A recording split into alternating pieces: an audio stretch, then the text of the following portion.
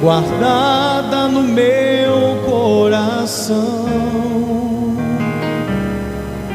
pra eu não pecar contra ti, Senhor. A tua palavra escondi, minhas vestes no sangue lavei, e das tuas águas bebi, pra ser uma oferta agradável a ti. Minha vida te consagrei. Meus dons e talentos são pra te servir. Meus dons preciosos são teus. Não vejo razão na minha vida sem ti. Tu és meu Senhor e meu Deus. Assim como o fogo refina o ouro, vem tua obra em mim completar, até que o mundo possa ver tua glória em meu rosto brilhar. Meus dons e talentos são pra te servir. Meus dons preciosos são teus. Não vejo razão na minha vida sem ti. Tu és meu Senhor e meu Deus. Assim como o fogo refina o ouro, vem tua obra em mim completar,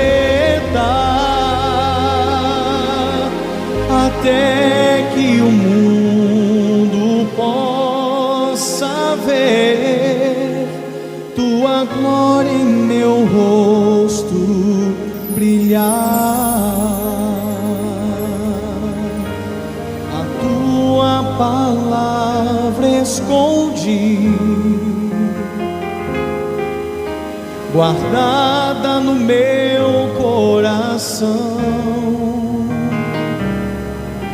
pra eu não pecar contra ti, Senhor.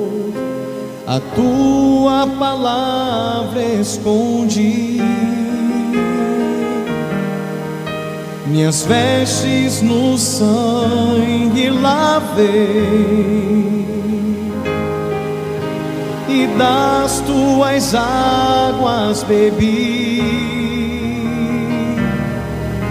pra ser uma oferta agradável a ti. Minha vida te consagrei. Meus dons e talentos são pra te servir. Meus dons preciosos são teus. Não vejo razão na minha vida sem ti. Tu és meu Senhor e meu Deus. Assim como o fogo refina o ouro, vem tua obra em mim completar, até que o mundo possa ver tua glória em meu rosto brilhar. Meus dons e talentos são pra te servir. Meus dons preciosos poderosos são teus. Não vejo razão na minha vida sem ti. Tu és meu Senhor e meu Deus. Assim como o fogo refina o ouro, vem tua obra em mim.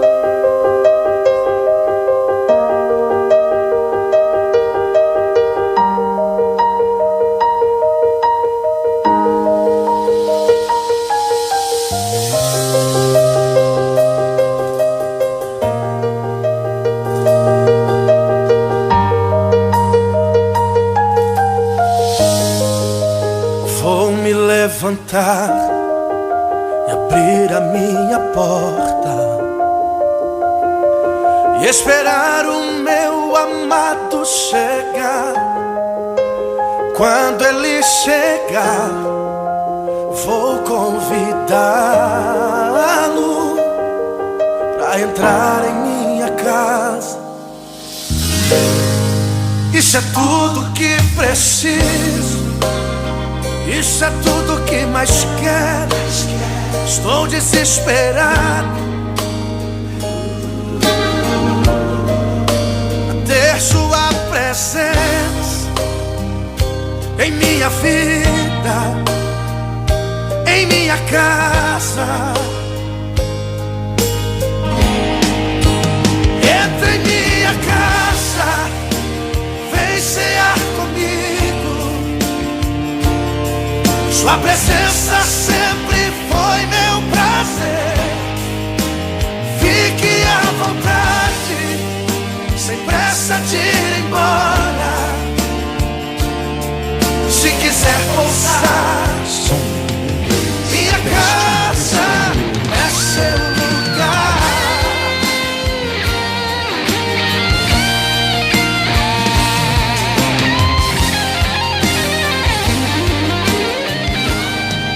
Isso é tudo que preciso.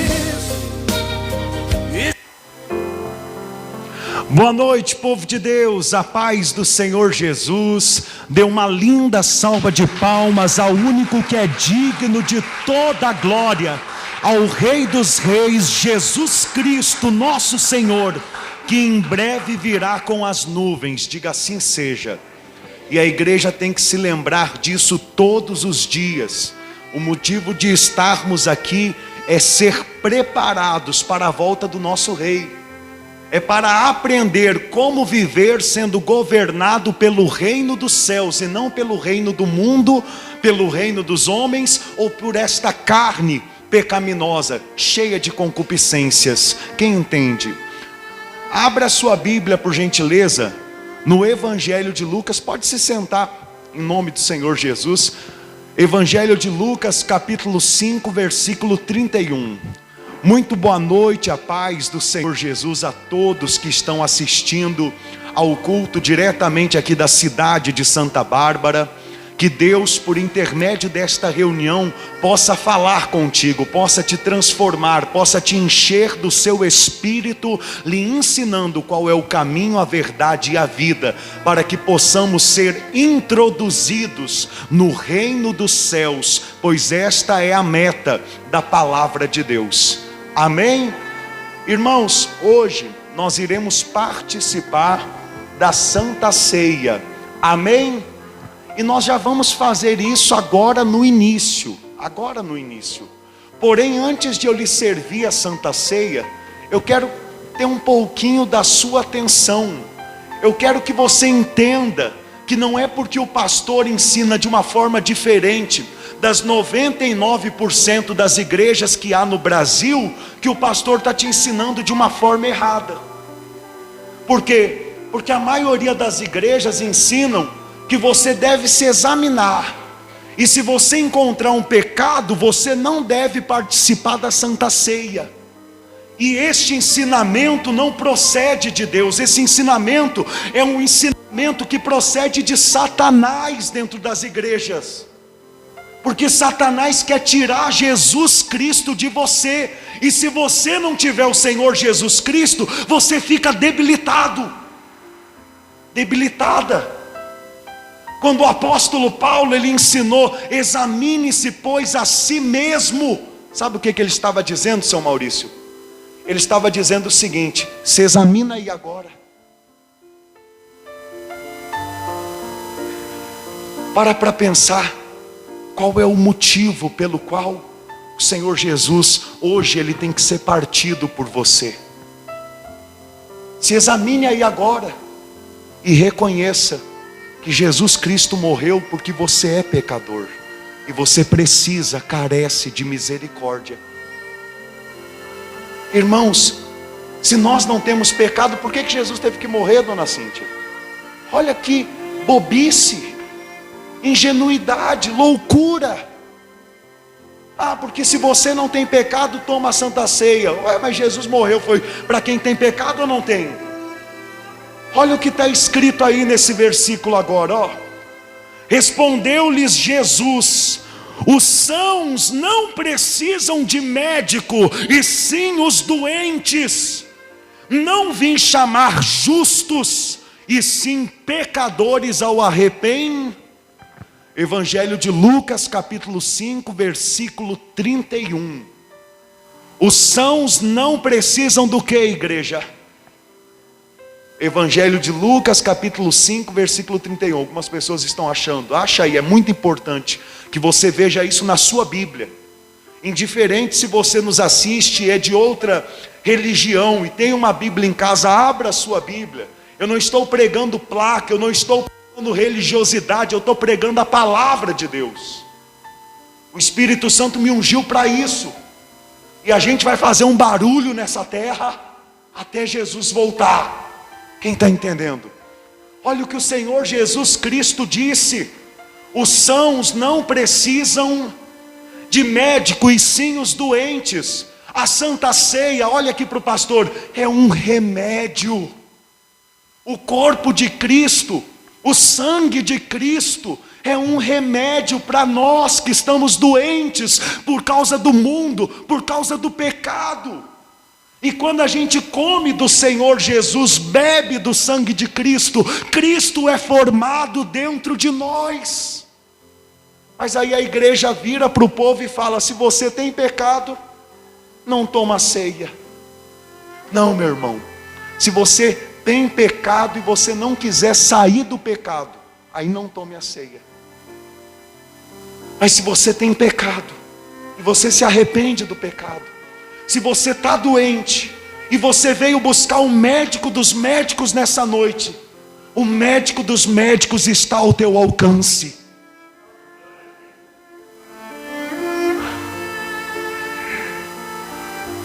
Você está entendendo o que é palavra de Deus? O que está faltando dentro das igrejas hoje em dia? E o problema é só de leitura da Bíblia, porque o povo não lê.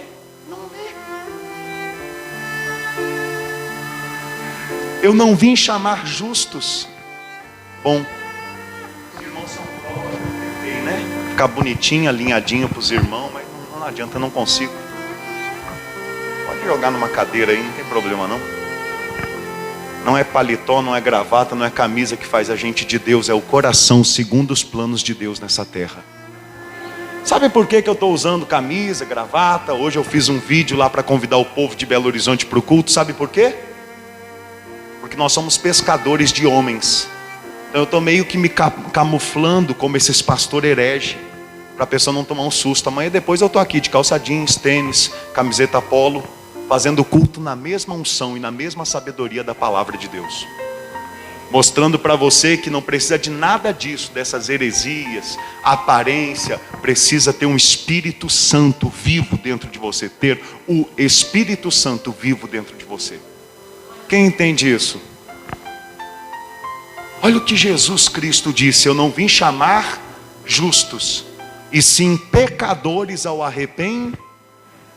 Então, se você pecou, mas se arrepende, você deve participar da Santa Ceia. Lembrando que é necessário o batismo. Por quê? Porque quem ainda não batizou, não fez uma aliança com Jesus. Está salvo por crer que Jesus é o Cristo. A salvação não depende do batismo. Porém é quando você batiza que você diz para Jesus: eu mato a minha carne nesse mundo para viver no Espírito. E eu quero entrar no reino dos céus. Porque sem batismo não tem como entrar no reino dos céus. Evangelho de João capítulo 3. Tem que nascer não só do Espírito, crer que Jesus é o Cristo. Tem que nascer da água também. Porque quando você nasce da água, você está dizendo: eu quero morrer para esse mundo. Eu quero viver para Jesus. Quem está entendendo? Pastor, mas eu ainda não sou batizado. Não tenha vergonha, graças a Deus que você está aqui ouvindo esta pregação. Porém, eu lhe aconselho, batize o mais depressa possível. Para de brincar. Venha conversar comigo. Todo mundo tem acesso a mim, tem ou não tem? Seja pelo Facebook, WhatsApp, seja aqui na igreja. Vamos marcar o seu batismo. Vai ser um prazer te batizar em nome do Pai, do Filho e do Espírito Santo. Matar a velha criatura para nascer o Filho de Deus. Porque nós somos adotados por Deus, nos tornamos filhos por intermédio de Jesus. Quem entende isso? Amém? Então eu vou pedir por gentileza aos obreiros, colaboradores, para servir a Santa Ceia, né? Colocar agora à noite só numa bandejinha o pão. Será que tem outra bandeja lá dentro ou não? Mas uma dá também, né? Então, seu Claudinei, já que está a esposa, hoje vamos deixar a dona Cíntia ajudar o seu Hermelindo, tá bom? A senhora serve o pão, o senhor serve o cálice. Pode ser os dois então, seu Claudinei. Muito obrigado. Oi? Pode ser um só, pode ser. Pode passar servindo, a senhora ajuda ele por gentileza? A dona Selma veio agora à noite ou não? Ficou com as gêmeas, né? Nossa, ele tem duas menininhas lindas demais. Quem conhece? Uma bênção. Bom, você que ceia, se coloque de pé por gentileza. Receba aí no seu lugar. Pode servir, sirva dizendo: receba o corpo de Cristo e receba o sangue de Cristo. Você que está em casa, né, como a dona Marília, que já prepara o pão lá em Mariana, pegue aí na sua mão também o pão e o cálice, em nome do Senhor Jesus.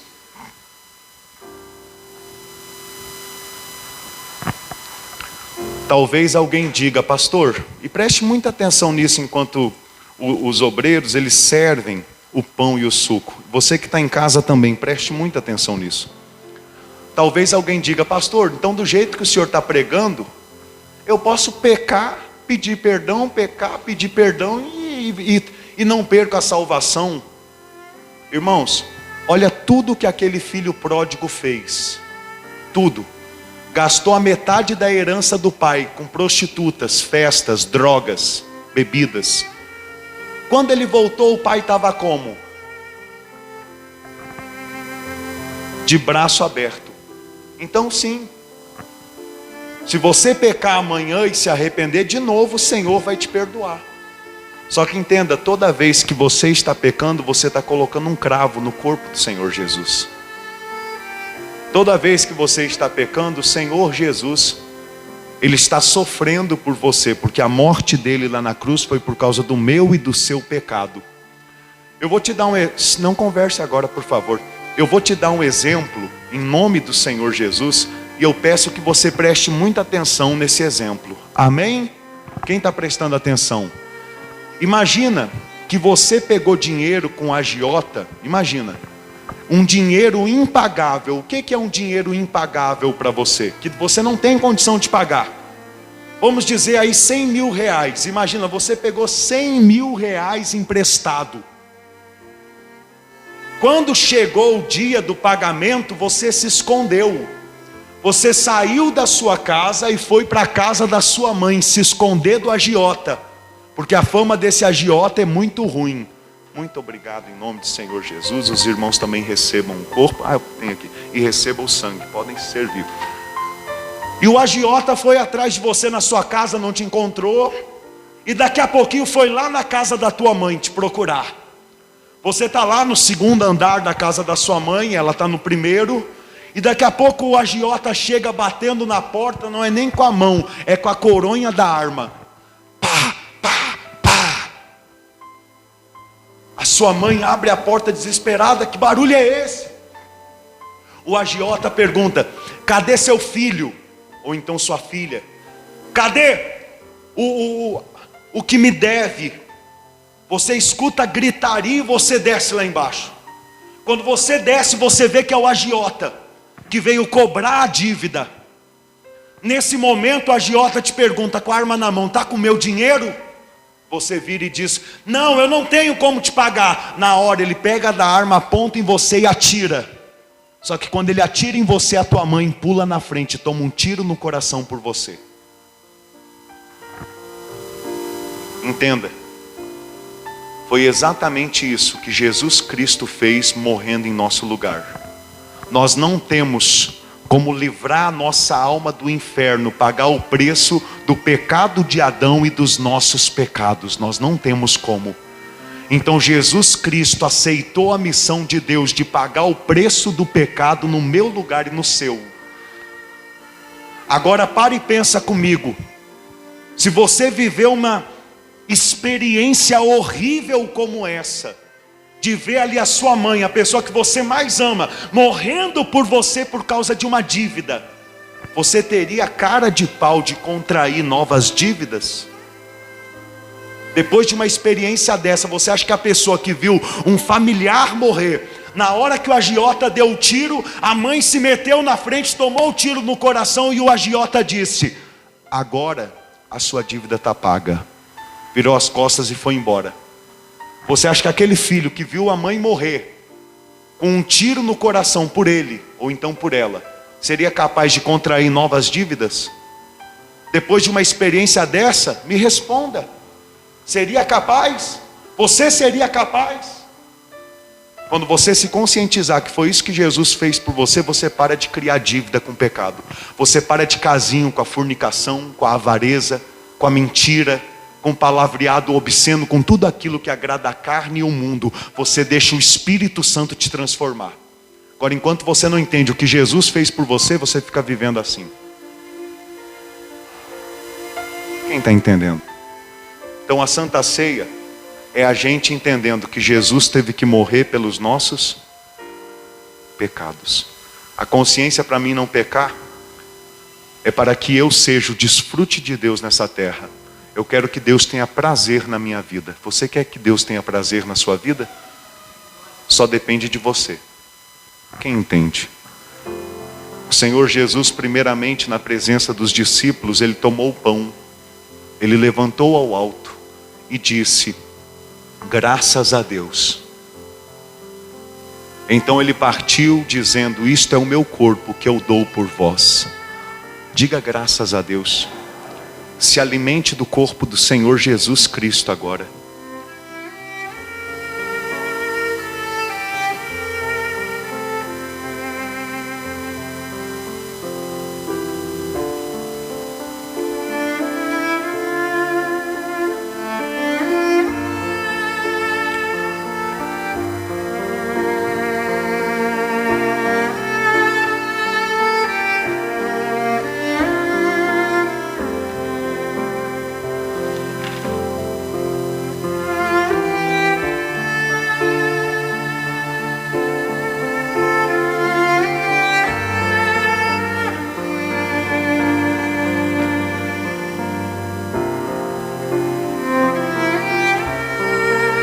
Ele disse: fazei isso em memória de mim. Ele ensinou o apóstolo Paulo a ensinar a humanidade: examine-se, pois, o homem a si mesmo, e assim coma do pão e beba do cálice.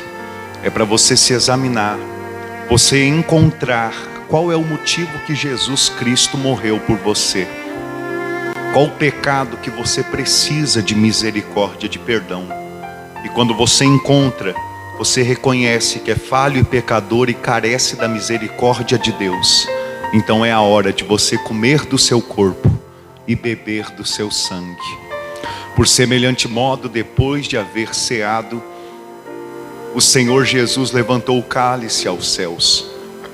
Levante o cálice aos céus, diga glória a Deus. Então ele disse: este é o cálice da nova aliança no meu sangue. Fazei isto todas as vezes que o beberdes em memória de mim. Porque todas as vezes que comerdes o pão e beberdes o cálice, anunciais a morte do Senhor até que Ele venha. O Senhor Jesus voltará. Igreja, beba do cálice da nova aliança, no sangue do Senhor Jesus.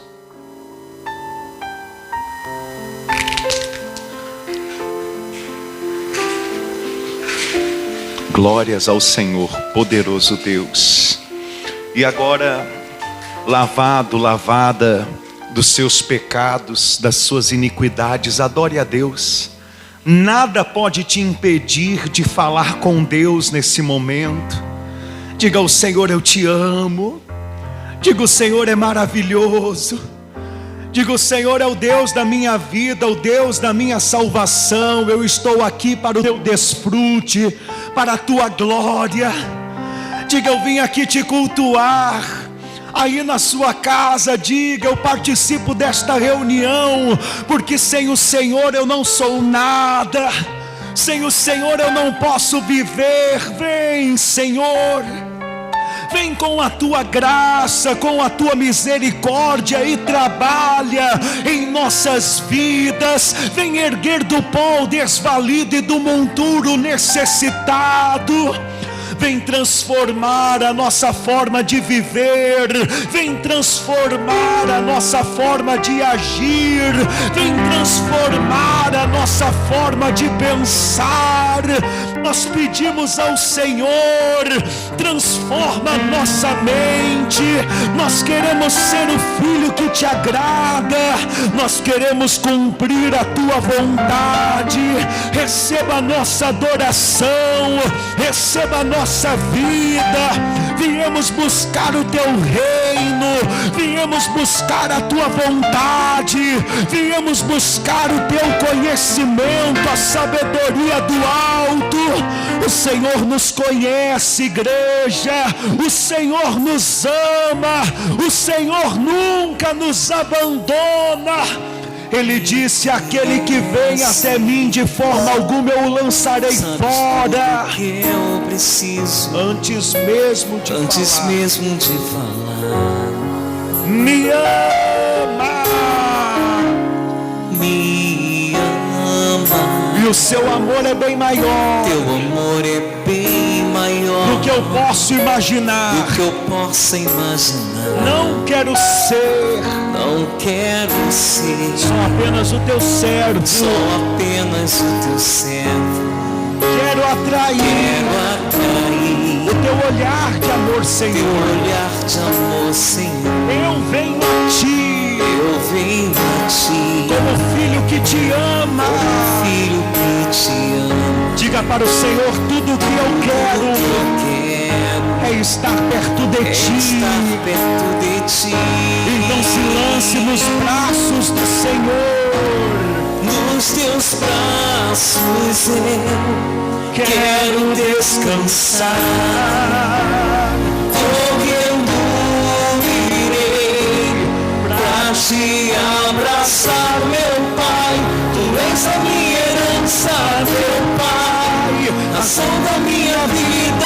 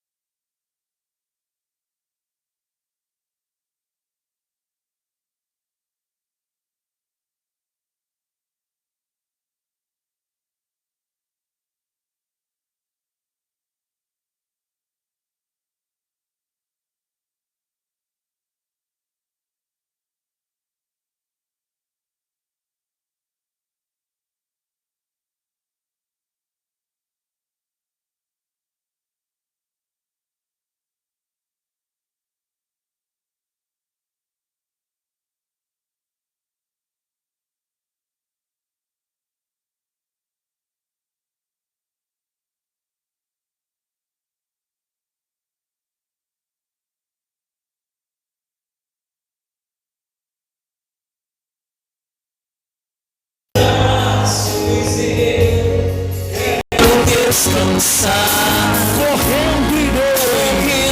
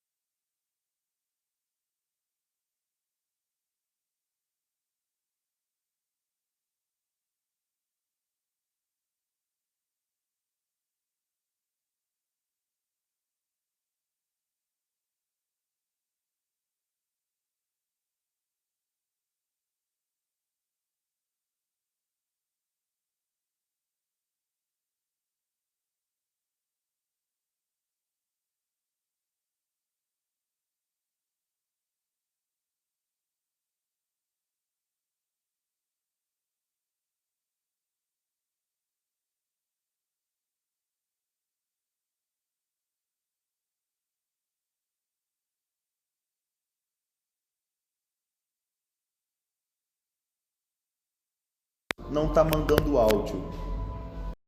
Som. Voltou, né, mana? Obrigado por ter dado um toque aqui. Então, o que acontece, eu tenho reparado, é que como a gente ainda não tem um equipamento mais sofisticado, quando aumenta o volume do louvor e no microfone, é muita informação e acaba cortando o sinal para o Facebook.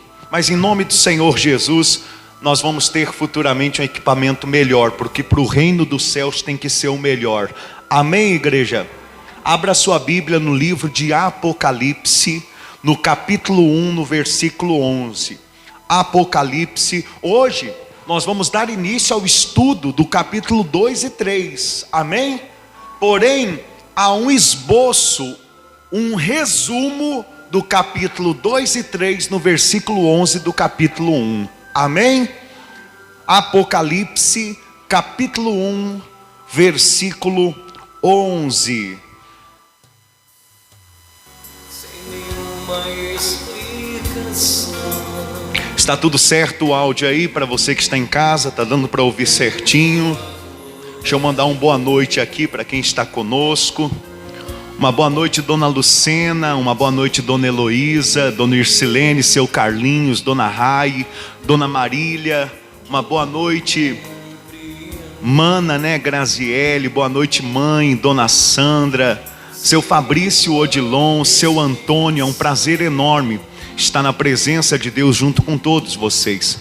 Eu já peço, você que dá valor a essa obra e quer me ajudar a pregar o evangelho do reino, compartilhe para que mais almas sejam alcançadas. Eu mando um abraço também, ao meu pai Adão, que está aí cultuando a Deus conosco. Adão, que a palavra de Deus também se manifeste, se materialize, seja revelada poderosamente em sua vida.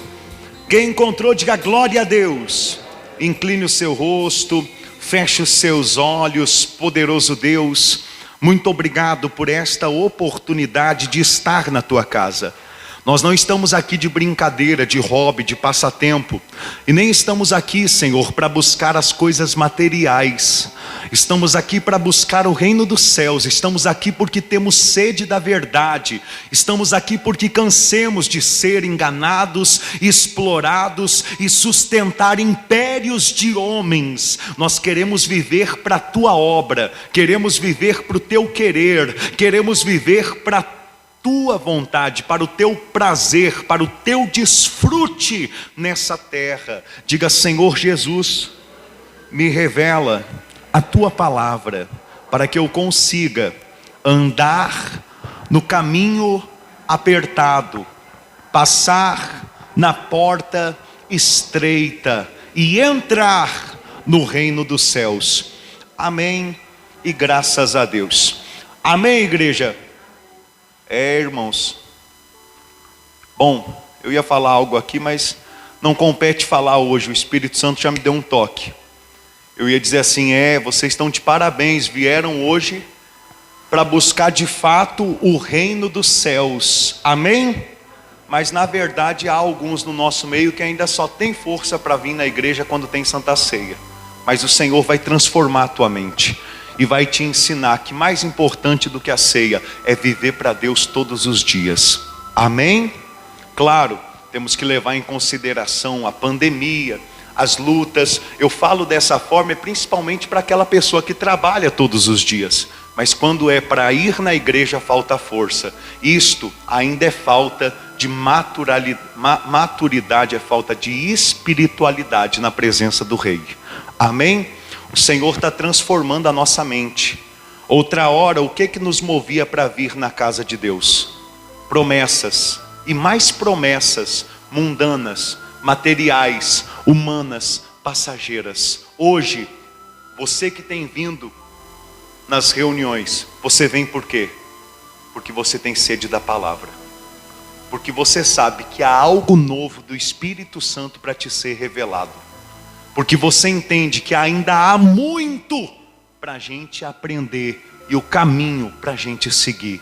E que nós não podemos ficar estacionados. Quem aqui quer viver para Deus? Então aguenta a disciplina do Senhor, porque ela produz frutos de justiça na tua vida. Amém? Bom, na Bíblia Sagrada, olha aqui para o pastor, existe 2 conjuntos de 7 cartas. Você sabia disso?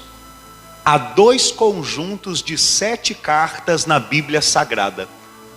O primeiro conjunto foi escrito pelo apóstolo Paulo.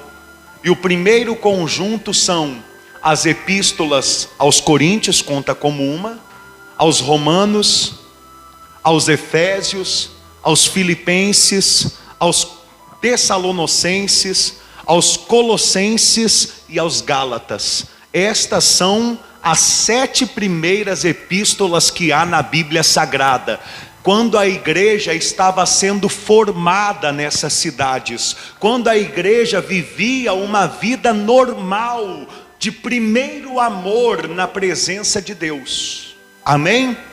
Porém, as últimas 7 cartas foram escritas a mando do Senhor Jesus pelo apóstolo João, que estava preso na ilha chamada Pátimos por causa da pregação do Evangelho.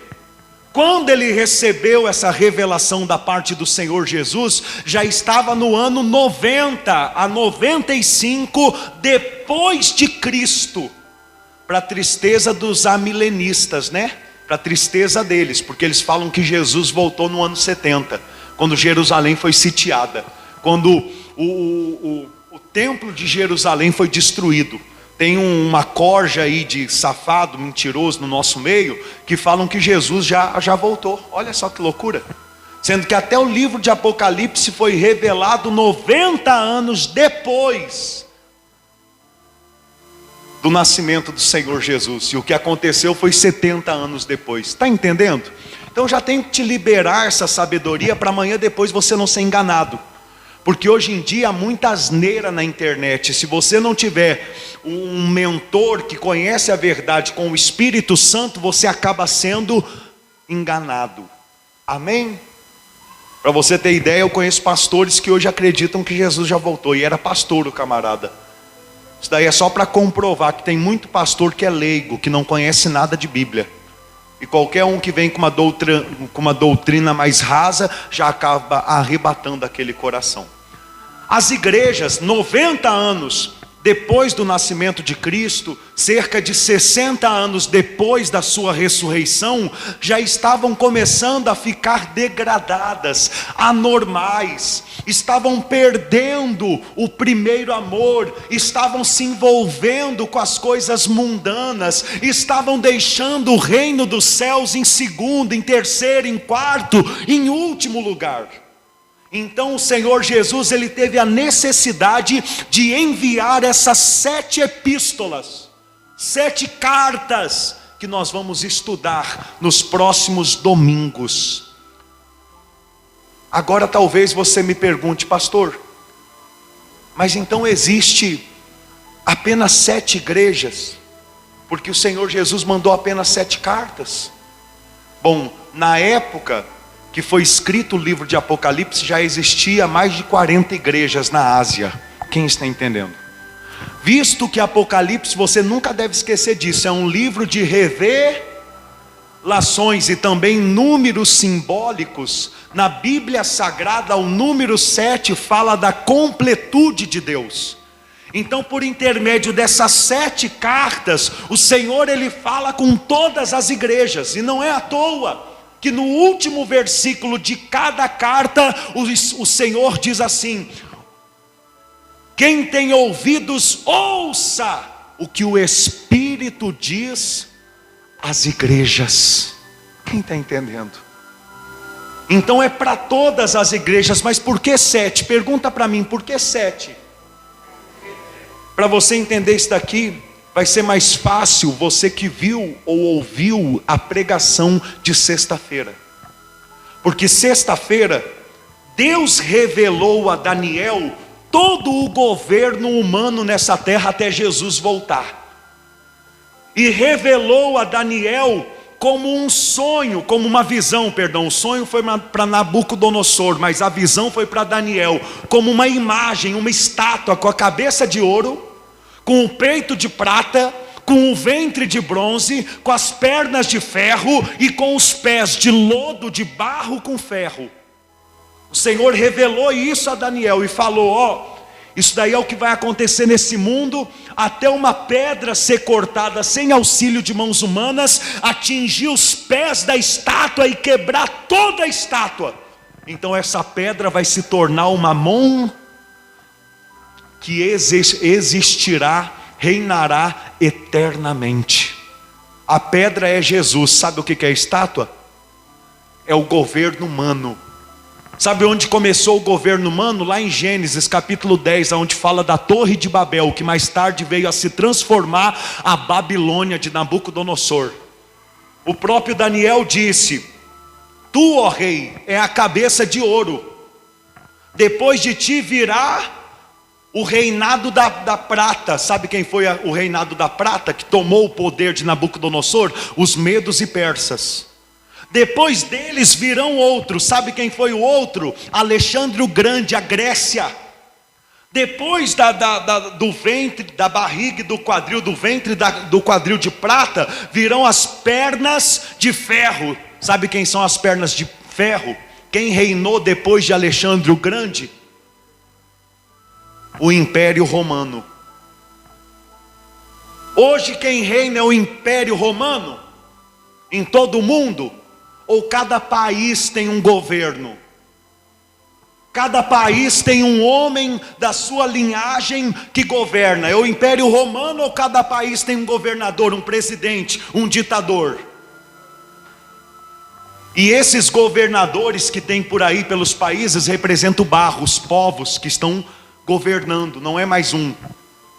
Porém, você há de concordar comigo que o ferro que se misturou nos pés com o barro, o Império Romano que se misturou com os povos, ainda hoje o Império Romano, as leis romanas têm influência sobre todos os governos. E lá no sonho de Daniel, o Senhor ainda deixa bem claro: e vai se ligar com o barro mediante casamento. Sabe quando que esse casamento aconteceu?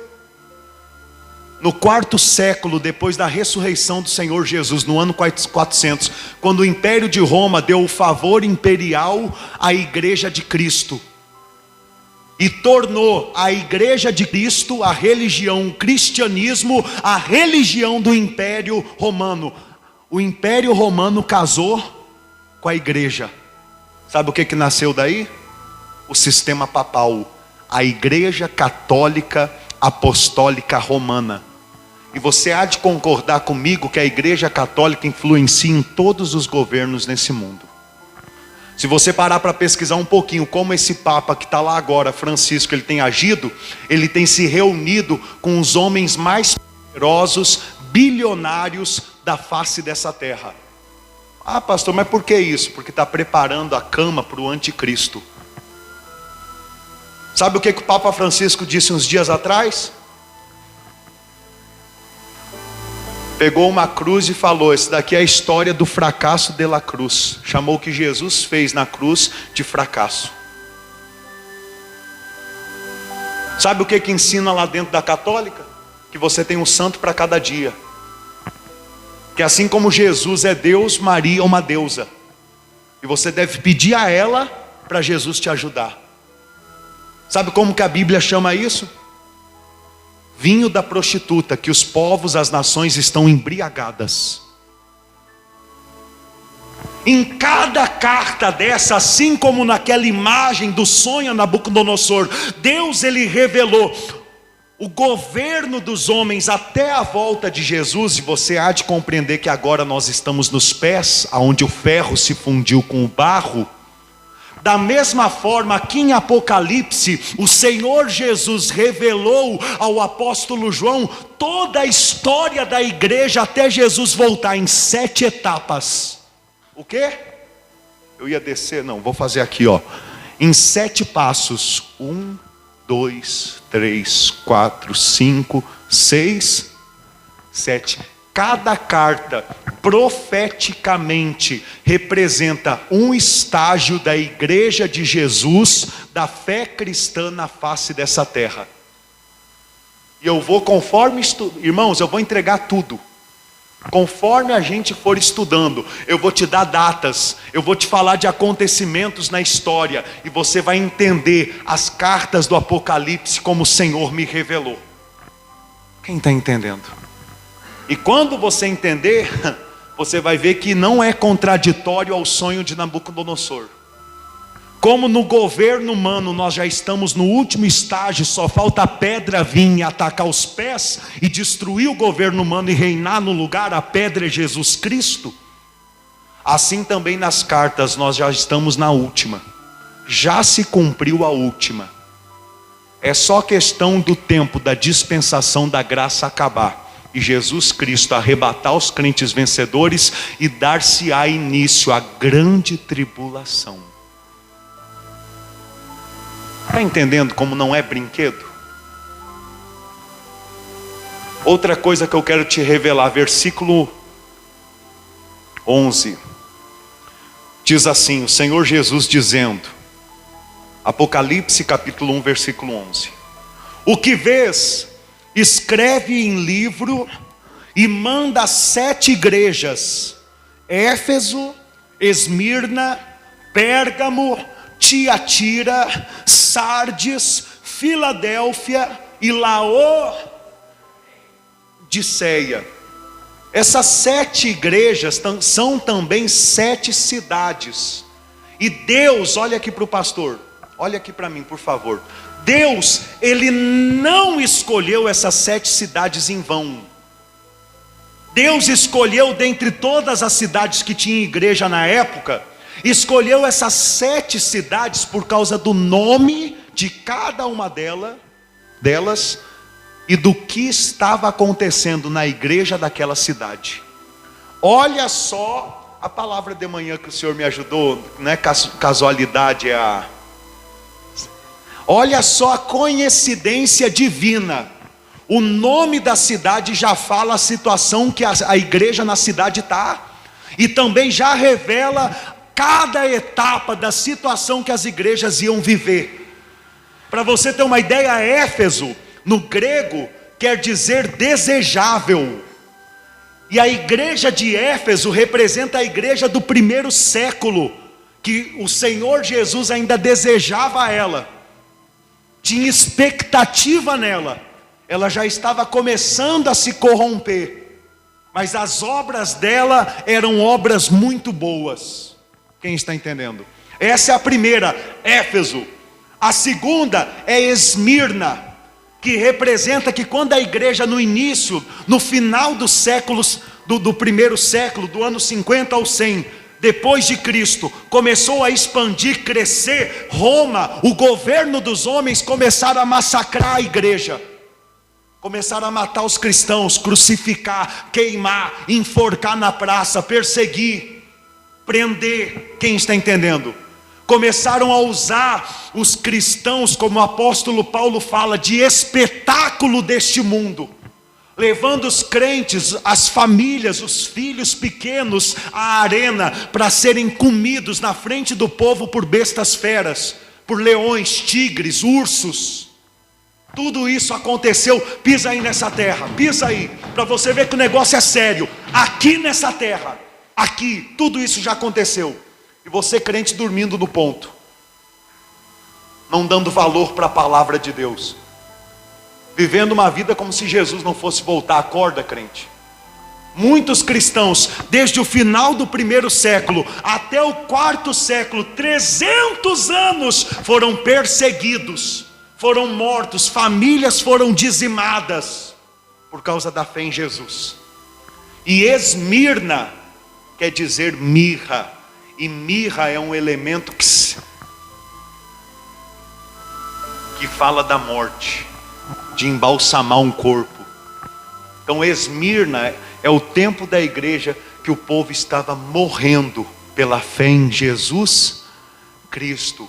E durante 300 anos, quantos anos? Pouco mais de 300 anos, os cristãos morreram por Jesus e não retrocederam. Por mais que os césares do Império Romano matavam os cristãos, eles não paravam de anunciar que Jesus é o Cristo e em breve Ele ia voltar. Quanto mais perseguia, mais batia, mais cristãos se convertiam. Sabe por quê? Porque por uma mentira você não morre.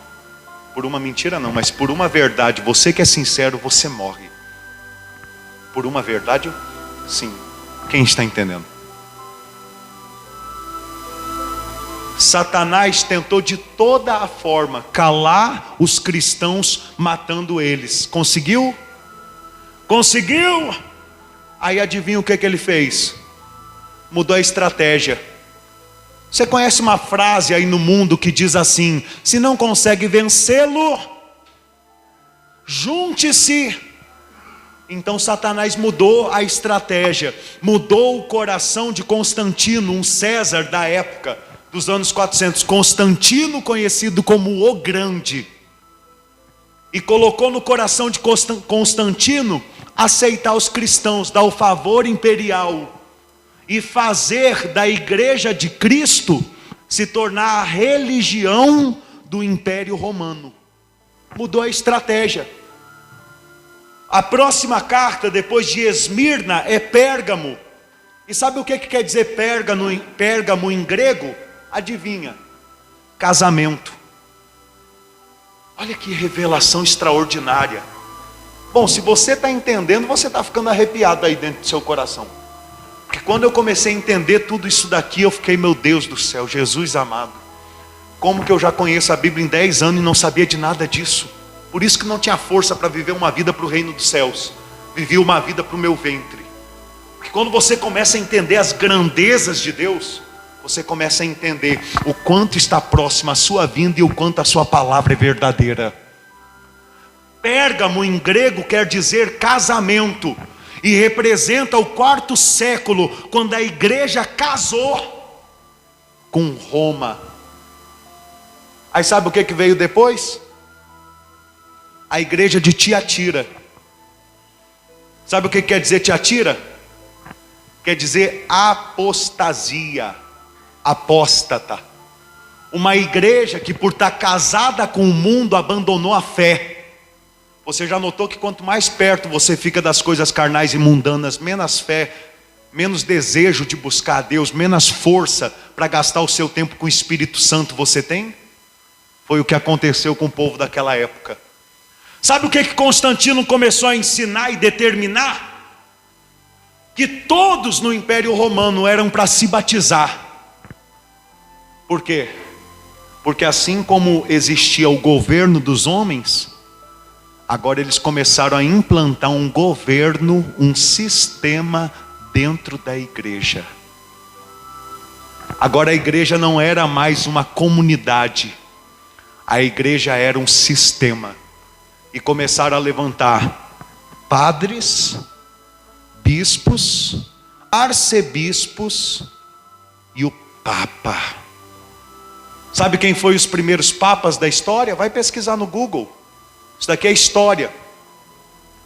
Os primeiros papas já eram ligados diretamente com os imperadores de Roma. Hoje em dia o papa é um senhorzinho de idade, que parece um cordeirinho. Os primeiros papas da igreja católica eram pessoas jovens que viviam em orgias, cheios de escândalo. Então eles erraram tanto que Satanás foi se aperfeiçoando nas suas estratégias. E hoje, cerca de 1600 anos depois, o sistema está aí, quase perfeito. Mas se você começa a ler Bíblia, você entende que a igreja católica é a igreja prostituta. Bom, sabe o que veio depois da igreja católica? Sabe? Cerca de 500 anos atrás, uma reforma. Qual o nome da próxima carta? Depois de Tiatira. Sardes. Sabe o que Sardes quer dizer? Restauração. Sabe o que aconteceu depois da igreja católica? Martinho Lutero pregou mais de 90 questões na porta da igreja católica, perguntando: se a Bíblia ensina desse jeito, por que vocês fazem diferente? Então começaram a perseguir, querendo matar Martinho Lutero. Martinho Lutero, com os irmãos sinceros que saíram também das heresias, pediu para os irmãos: omitem que eu estou vivo, não conte para ninguém. Inventaram até uma mentira, falem que eu estou morto. Então no porão de uma casa ele começou a traduzir a Bíblia do latim para o alemão. Porque antes só quem conseguia ler a Bíblia eram os padres, os papas, o Papa, os bispos. Por isso tanta heresia, faziam lavagem cerebral na cabeça do povo. Dá glória a Deus por hoje você ter acesso à Bíblia, meu irmão. Porque muitos anos e muitos anos os cristãos queriam ter e não podiam. Talvez você me pergunte: mas pastor, se a igreja católica está tão errada, por que Deus não destrói ela? Você já leu Mateus capítulo 13? Aonde o Senhor fala sobre uma parábola que ele plantou o trigo na lavoura. E daqui a pouco veio o diabo e plantou o quê? O joio. No outro dia, quando os lavradores vieram até o Senhor e falaram: o Senhor quer que a gente arranque o joio? Então o Senhor falou: não, porque pode ser que você arranque também algum trigo. Sabe por que o Senhor não destrói com a igreja católica já?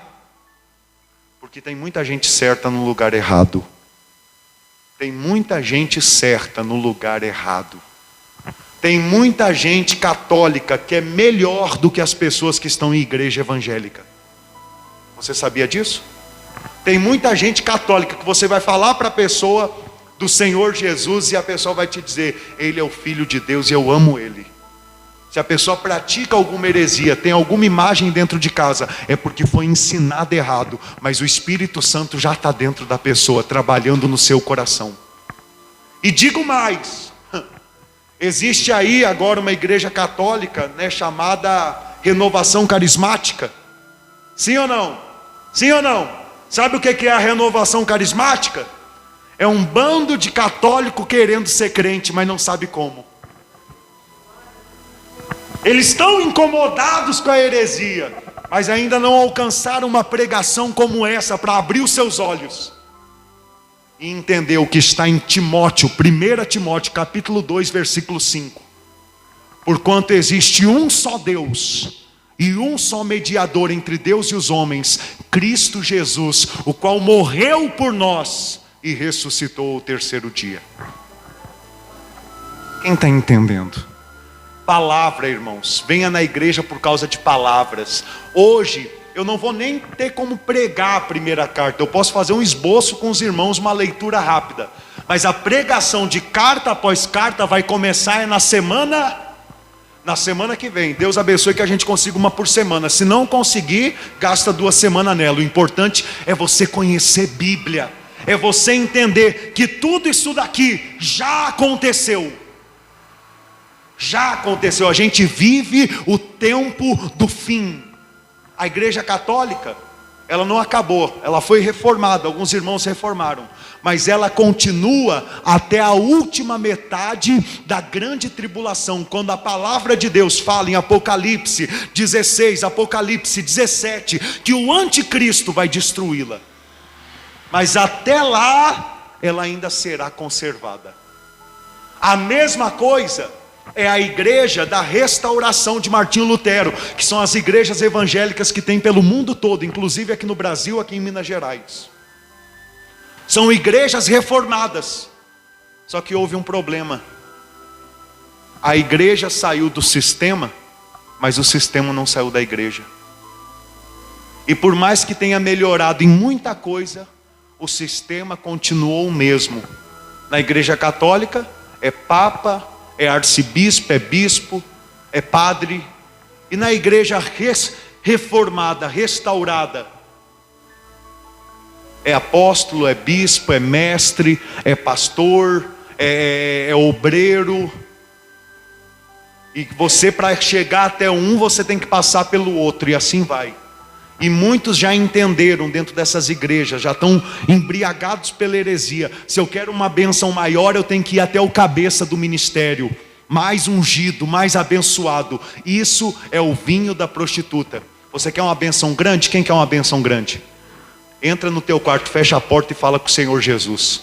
Você não depende de homens.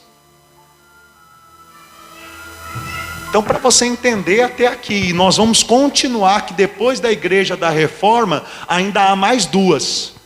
A próxima, a igreja de Sardes, é Sardes? Não, Filadélfia, é a igreja do amor.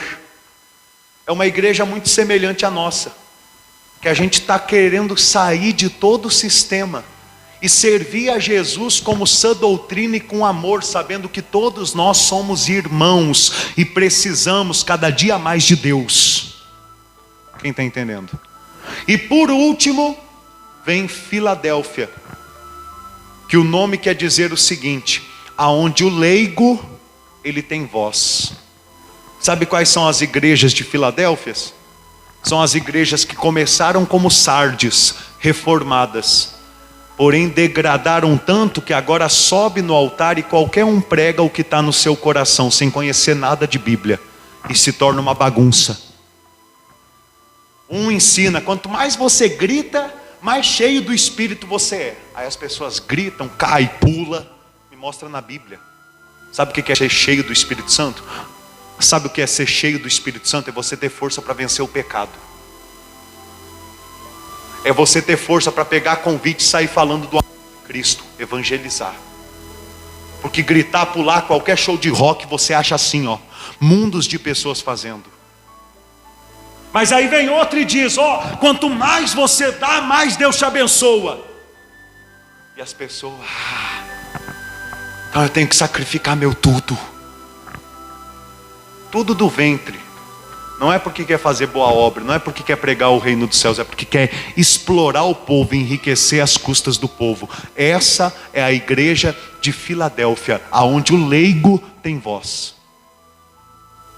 Vamos começar pela igreja de Éfeso. Vai no capítulo 2. Capítulo 2, versículo 1. O irmão já falou comigo: pastor, hoje é só pela fé. É pela fé mesmo, né? Acordou cedo, trabalhou, veio direto do trabalho. Por isso que eu estou tendo esse cuidado. Amém? Vamos lá. Versículo 1. O Senhor Jesus Cristo, Ele diz assim: hoje vai ser só um esboço para você entender. A igreja de Éfeso, que quer dizer a igreja desejável. Ao anjo da igreja em Éfeso, escreve: estas coisas diz aquele que conserva na mão direita as 7 estrelas e que anda no meio dos 7 candeeiros de ouro. Quem é este que tem na mão direita as 7 estrelas e anda no meio dos candeeiros de ouro? Quem é? Você tá bom de Bíblia, hein, crente? Sai perguntando por aí quem é, para você ver como você tá bom de Bíblia. Sai perguntando por aí. As pessoas vão dizer assim: não sei. Mas você está entendendo Bíblia, é Jesus Cristo. E é o que nos revela no capítulo 1 do livro de Apocalipse. Ou seja, terça-feira eu vou pregar para os irmãos e mostrar que o Senhor Jesus, Ele é o sacerdote que intercede por nós todos os dias. E que o sacrifício dele, que foi feito uma vez, dura para todo sempre, para que os nossos pecados tenham perdão. Vou te mostrar isso na palavra. Porém é tão magnífico esse versículo, que nós entendemos que além do Senhor Jesus estar sentado da destra de Deus e ser o sacerdote que nos liga com Deus, Ele também é aquele que tem os anjos na sua mão, os anjos da igreja, os pregadores, e quem também administra, cuida, julga as obras de cada igreja, de cada pessoa. Quem está entendendo?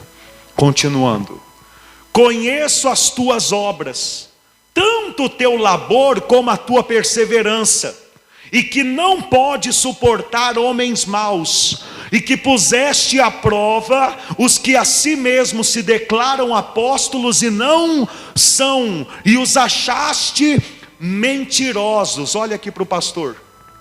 No início desse versículo parece que a Bíblia está falando assim, ó: vamos subir para cima. Você já ouviu alguém falando vou subir para cima? Isso quer dizer o quê? Que a pessoa está se enrolando com as palavras, porque subir para cima é a mesma coisa. Então entenda, a Bíblia não está se enrolando com as palavras. Por que eu digo isso? Porque no versículo 2 começa assim, ó: conheço as tuas obras, tanto o teu labor como a tua Ou seja, o que é obras? Não é o trabalho que você faz, humanamente falando? E labor, o que quer dizer o labor? Labor não é trabalho também? Então parece que a Bíblia está falando a mesma coisa. Eu conheço o teu trabalho e o teu trabalho. Porém hoje eu vou te revelar a grande diferença da obra e do trabalho e do labor. E você vai entender a diferença entre igrejas e igrejas. Você vai acordar. Obra é aquilo que eu faço com Deus. Obra é aquilo que Deus faz por meu intermédio. Trabalho é aquilo que eu faço para Deus. Está entendendo a diferença? Obra eu faço com Deus. Trabalho eu faço para Deus. Obra eu faço com Deus querendo amontoar tesouros no reino dos céus. Trabalho eu faço para Deus esperando um retorno, um salário, uma bênção, um milagre na face dessa terra. Quem somos nós na presença de Deus? Nós temos obras ou nós temos trabalho? Obras é aquele pastor que faz visando o reino dos céus. Trabalho são aqueles pregadores que fazem, usando o nome do Senhor Jesus, curam, libertam, operam milagres, fazem profecias. Mas no dia que o Senhor Jesus aparecer, e eles disserem: Senhor, Senhor, nós expelimos demônios no teu nome, nós operamos milagres, nós profetizamos, então Jesus Cristo vai dizer: apartai-vos de mim, porque eu não vos conheço, vós que praticais a iniquidade. Ou seja, o que vocês fizeram não foi obras, não foi se preocupando com a minha vontade. O que vocês fizeram foi trabalho, e vocês já receberam a recompensa lá na terra, enriquecendo as minhas custas, as custas do meu nome, explorando o meu povo. Você entende isso? Será que você recebe isso? Então, quando você vê esses camaradas aí que ficam entrevistando o demônio, cheio de oba-oba para aparecer, lembra disso. Estão fazendo o trabalho. Mas quando você vê pessoas dando a cara a tapa, pregando o evangelho por amor, ensinando a sã doutrina, entenda, está fazendo a obra. Agora, quem você vai seguir? Quem trabalha ou quem faz obra? Aí é o seu coração e Deus, não depende de mim. Continuando. Conheço as tuas obras. Naquela igreja tinha quem fazia obra e tinha quem fazia trabalho com perseverança.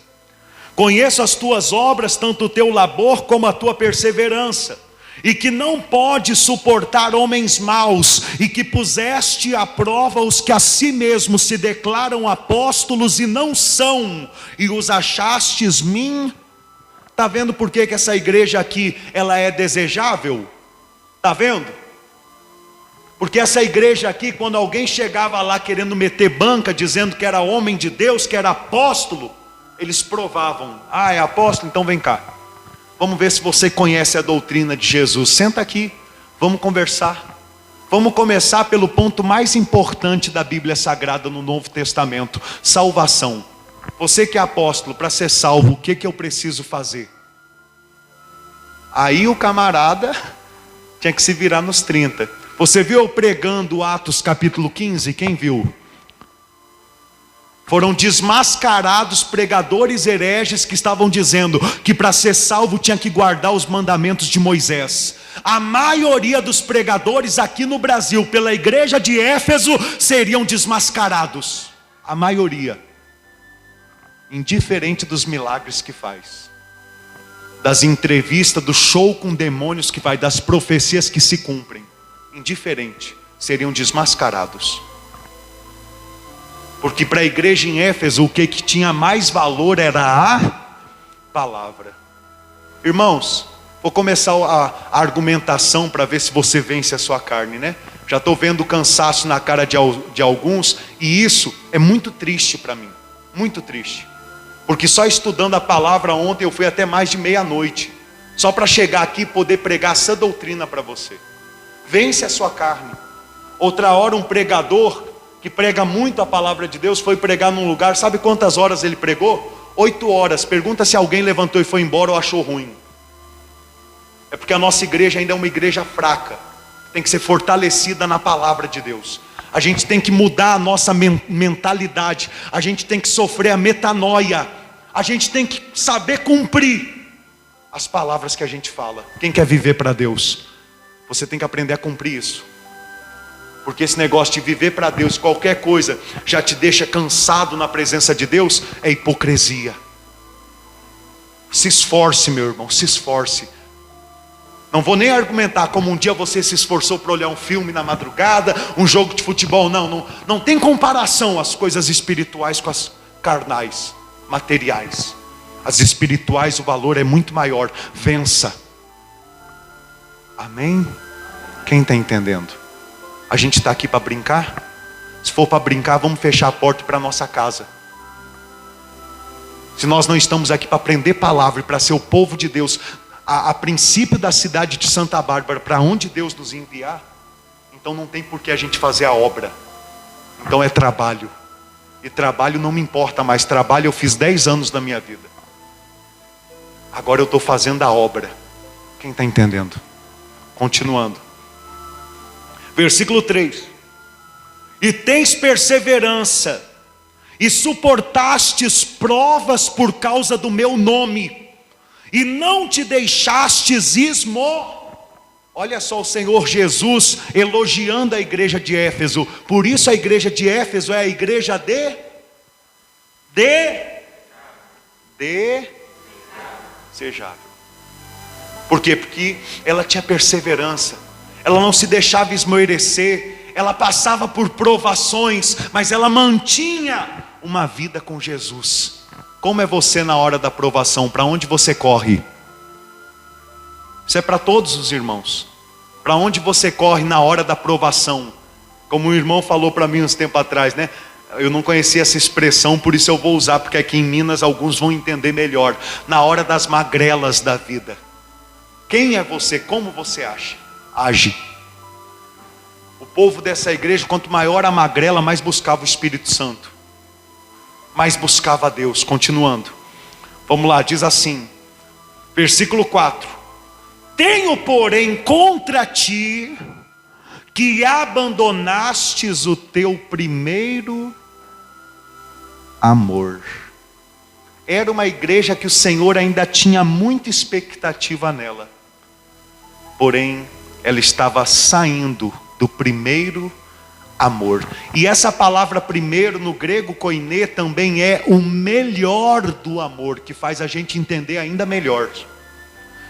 A mesma tradução, diga comigo, a mesma tradução, diga comigo, a mesma tradução, que o primeiro amor é o melhor do amor. E isso a gente consegue entender bem. Consegue, principalmente você que é casado.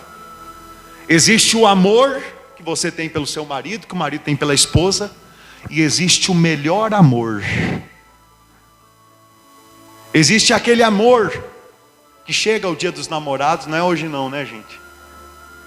Mas é semana que vem, né? E a pessoa não dá nada, mas vira e fala: não te dou nada, mas você sabe que eu te amo. Você sabe, é que a gente tem outros compromissos. Esse é amor, o amor existe. Mas existe o melhor amor. Um exemplo, você que tem carro, se furar o pneu, aparece R$20 para colar o pneu ou não aparece? Sim ou não? Aí quer dizer, para comprar uma caixa de bombom para o seu amor, você não tem dinheiro no dia dos namorados. Que pessoa ruim que você é. É porque na verdade não está mais no melhor amor, só está olha a diferença do melhor para o amor, do melhor amor para o amor. Dentro de casa, quando está o melhor amor, é mais ou menos assim. A mulher sabe que o marido vai sair cedo, quando está no melhor amor. Gente, eu não estou falando de sexo não, quem está entendendo? Falando de convivência. O sexo é só algo que acontece como fruto do melhor amor. Quem está entendendo? Quando está no melhor amor, às vezes a mulher sabe a hora que o marido vai sair cedo, e a mulher já pensa: amanhã eu vou fazer um agrado, eu vou levantar mais cedo, vou passar um cafezinho, torrar um pãozinho na chapa. Quem está entendendo? Esse é o melhor amor. E vice-versa, às vezes a mulher vai sair cedo, o marido vai ficar em casa, mas ele está amando tanto a sua esposa, que se quebra para ir lá e fazer um agrado. E quando faz esse agrado, você sabe que aquilo dali não é o amor natural, é o melhor. E o melhor amor é bom. É ou não é? Um exemplo, quando você está no melhor amor, às vezes você vai lá, né, o homem principalmente, vai tomar banho e esquece de levar a toalha. Quando está no melhor amor, daqui a pouco aparece sua esposa lá: amor, trouxe aqui, ó, benzinho, para você a toalha. E quando não está no melhor amor, você entra para tomar banho, esqueceu a toalha. Aí você grita assim: amor, tem toalha? Eu sou assim, eu pergunto se tem, né? Deixa a minha esposa mais irada ainda, porque eu sei que tenho, então não tem que perguntar se tem que perguntar se pode me alcançar. Quem está entendendo? Se está assim no melhor amor, peraí, já te levo. Eu já era para ter levado, esqueci, eu não vi que você não levou. É uma argumentação, uma coisa linda. Mas se está naquele dia do amor, sem ser o melhor, faz até vista grossa. Não é que não ama, ama, mas não está no melhor, e aí falta força para ter misericórdia ou para suportar. Talvez você diga: não, pastor, isso daí não tem nada a ver com a Bíblia. Tem tudo a ver sim. Vai lá em 1 Coríntios, vê o que o apóstolo Paulo fala do dom supremo, o amor. Tudo crê, tudo suporta, tudo espera. O amor é paciente, é benigno, não arde em ciúmes. Quem está entendendo? Tem tudo a ver com Bíblia, irmão. Tudo a ver com Bíblia. Seu casamento está na Bíblia. Como você deve tratar seu marido, sua esposa, está na Bíblia. Como você deve viver a sua vida, cuidar do seu corpo, está na Bíblia. Mas eu nunca vi. É porque você não lê Bíblia.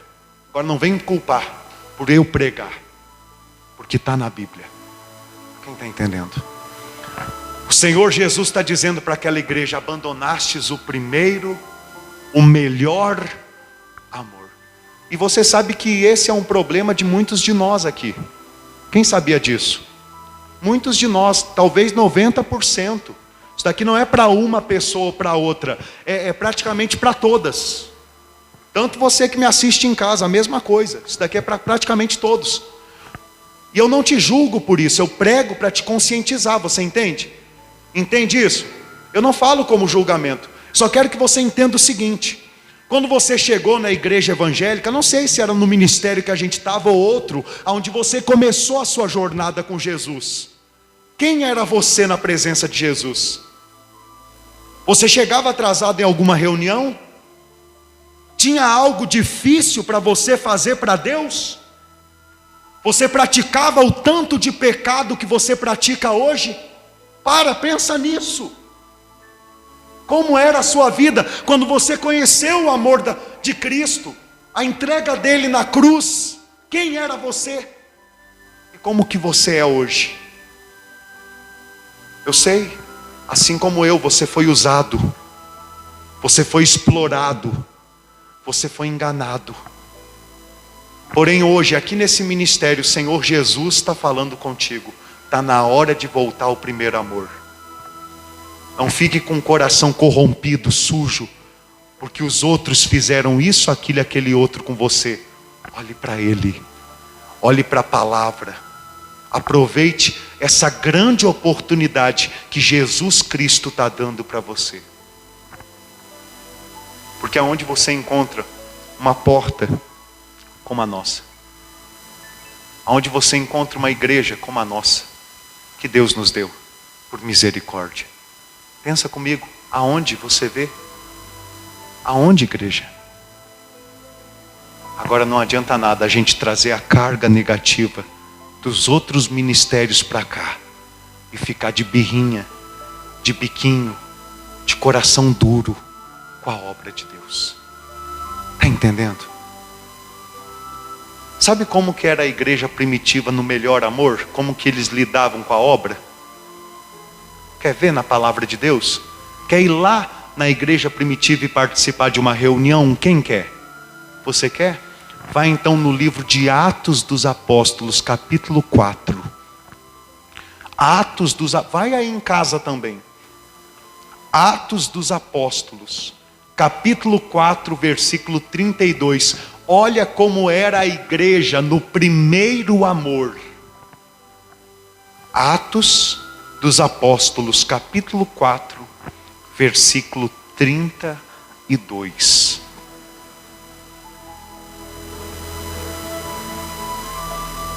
Atos dos Apóstolos, capítulo 4, versículo 32. Encontrou? Qual o título da mensagem? Uma comunidade. Não era um sistema, não era um império, era uma comum. Por que uma comunidade? Porque viviam unidos. Nós vamos falar sobre a doutrina dos nicolaítas e você vai ficar espantado. Você vai dizer assim: meu Deus do céu, é exatamente o que acontece dentro das igrejas, da maioria delas. Sabe o que quer dizer nicolaítas? Vencer o povo, governar sobre o povo. O Senhor Jesus odeia a doutrina dos nicolaítas. E é exatamente o que tem sido praticado dentro das igrejas. Quem está à frente tem governado, explorado o povo. Não tem tratado o povo como irmãos, como membro do mesmo corpo.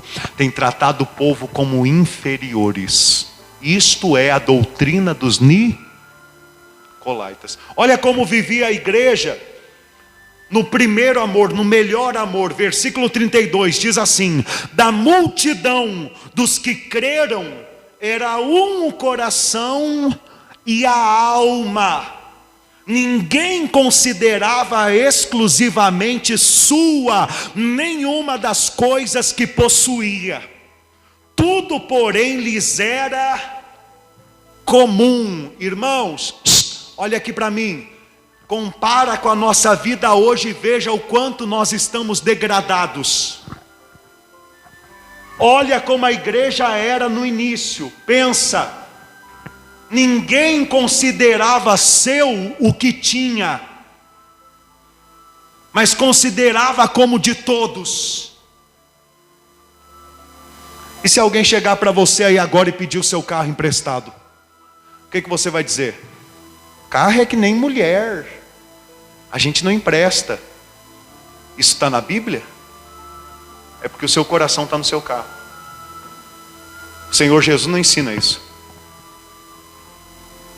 Claro que cada caso é um caso. Você não vai emprestar para outra pessoa ficar tirando onda. Mas vamos dizer que acontece uma situação, o camarada tem que viajar na madrugada com o filho, com a mãe, com a esposa, para fazer um tratamento em Belo Horizonte, não tem condição. Além do carro, você deve colocar até gasolina e emprestar para ele, se você quer ter tesouro no reino dos céus. Senão quando você chegar lá, você vai sofrer um susto tão grande. Você vai pensar, eu fiz tudo direitinho, eu não faltei um culto, eu ia na igreja, eu dava oferta. Mas você era a igreja? Você era livre, desprendido das coisas desse mundo? Ou aqui dentro da igreja é glória, glória, aleluia. Lá no mundo, quanto mais tenho, mais quero. Só preocupo com o meu umbigo. Por isso que eu digo, nós ainda somos uma igreja fraca. Nós temos muito para sermos fortalecidos. Temos que ser quebrados. Nesse quesito, Deus me quebrou, me provou. Me provou. Me provou. Daqui a pouco eu falo, vamos continuar. Ninguém considerava exclusivamente sua nenhuma das coisas que possuía. Tudo, porém, lhes era comum, e com grande poder os apóstolos davam testemunho da ressurreição do Senhor Jesus, e em todos eles havia abundante graça. Olha qual é o resultado quando nós aprendemos a amar uns aos outros. O resultado é poder e abundante graça. Você quer ter o poder de Deus na tua vida? Você quer ter abundante graça de Deus na tua vida, cuidando da tua vida, curando as tuas feridas, abençoando os teus projetos? Isso é abundante graça. Quem quer ter abundante graça? Como você trata os outros? Como você é com as suas coisas materiais? Porque se você é uma pessoa avarenta, apegada, não tem como produzir poder e abundante graça na tua vida. Você vai ter que aprender mais as almas do que o dinheiro. Olha o que o Senhor Jesus Cristo ensinou no Pai Nosso. Pai, perdoa as nossas dívidas, como nós perdoamos aqueles que nos devem. Sabe por que nós perdoamos aquele que nos deve? Porque a gente entende que a alma daquela pessoa é muito mais valiosa do que o dinheiro que ela nos deve. Mas uma pessoa mundana, avarenta, consegue pensar assim? Se não me pagar, morreu para mim. Eu quero mais é que se lasque. Eu quero mais é que passe na frente de um caminhão e morra. É como o mundo trata as pessoas aí fora. E você? Como você trata as pessoas? O que tem mais valor para você? O que é espiritual e eterno? Ou o que é material e passageiro? Porque aonde está o teu tesouro, ali está o teu coração. Posso continuar ou parar aqui? Eu acho que você quer que eu pare aqui, hein? Posso continuar ou paro aqui? Bom, vamos fazer uma votação, a maioria vence. Quem quer que o pastor continue? Mas você está preparado para ouvir o que vem depois daqui? O povo ficou com os olhos desse tamanho de manhã, mas o semblante deles ficou alegre, porque eles aprenderam a palavra como nunca. Quem quer que eu continue? Então vamos continuar. Versículo 34. Pois nenhum necessitado havia entre eles, porquanto os que possuíam terras ou casas, vendendo-as, traziam os valores correspondentes e depositavam aos pés dos apóstolos. E então se distribuía a qualquer um à medida que alguém tinha necessidade.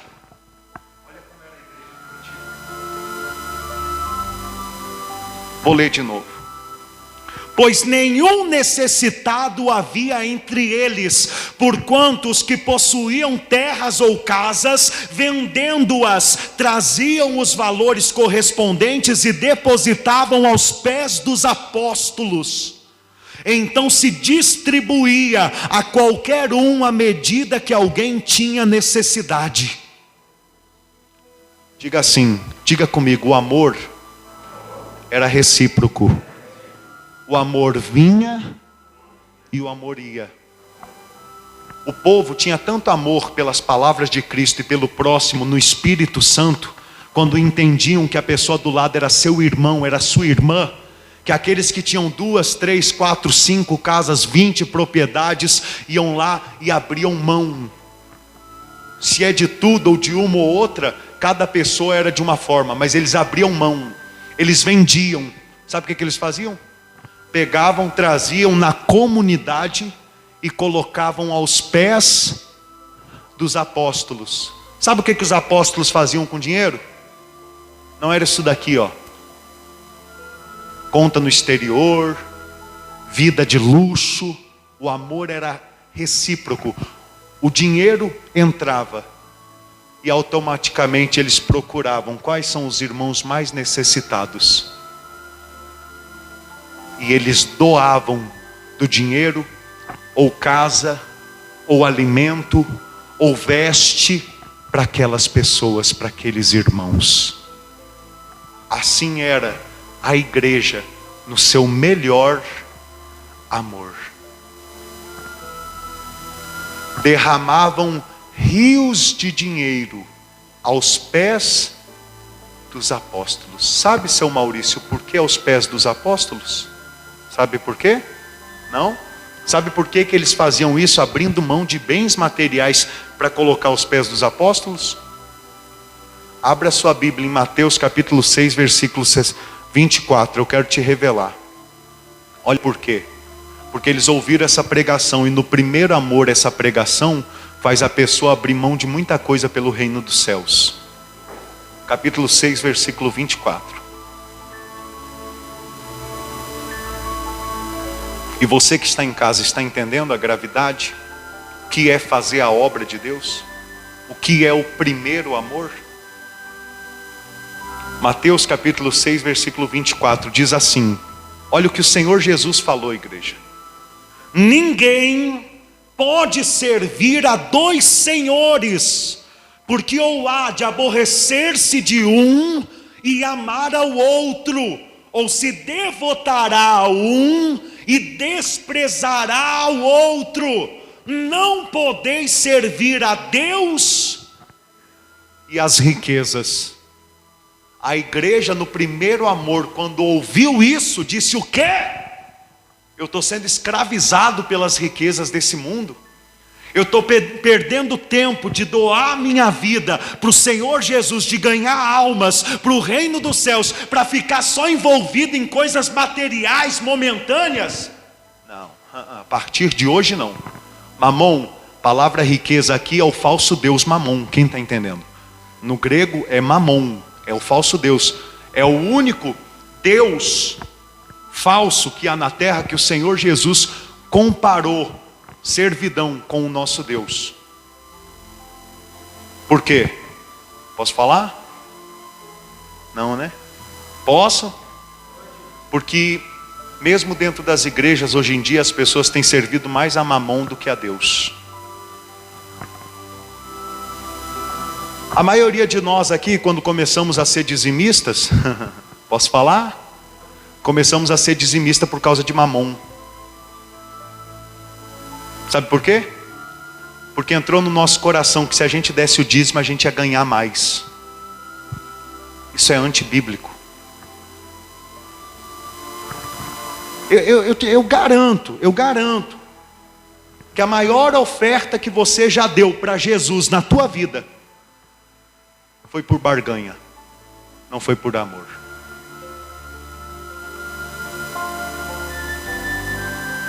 Sabe por quê? Porque Satanás se introduziu dentro das igrejas. E muito joio tem ensinado o que é errado. E muito trigo tem engolido. Tem muita gente certa em lugar errado. Sabe por que as ofertas eram colocadas aos pés dos apóstolos? Para humilhar Mamon. Para dizer: Mamon, você está aos pés da obra de Deus. Para dizer: Mamon, um dia eu servia para você. Eu te adorava, dinheiro, riqueza. Hoje eu abro mão de você para que a obra do Senhor Jesus Cristo cresça na face dessa terra. Que glória a Deus fraquinho, mas tá bom. Não é fácil falar de financeiro porque o nosso coração é cheio de Mamon. E eu provo isso que mês passado, num domingo, eu falei: estou passando uma luta enorme. Quando chegou o outro domingo, deu R$50 de oferta. O que é isso? Um Mamon no coração do povo. Você acha que eu estou aqui para brincadeira? A minha pergunta é: você está aqui para brincadeira? Você acha que eu estou pregando essa mensagem porque eu sou avarento? Quer saber como estão minhas contas no banco? Tudo zerada. A única coisa que eu tenho agora é uma dívida já de R$4.500 de parcelas de tudo que eu tenho gastado na obra de Deus. Talvez alguém diga: mas olha o carro que o senhor tem. Foi nesse quesito que Deus me provou. Eu emprestei o meu carro para um irmão e deixei com ele 2 meses, indo na roça, viajando tranquilamente. Já era Deus provando no meu coração: seu coração está nele ou não?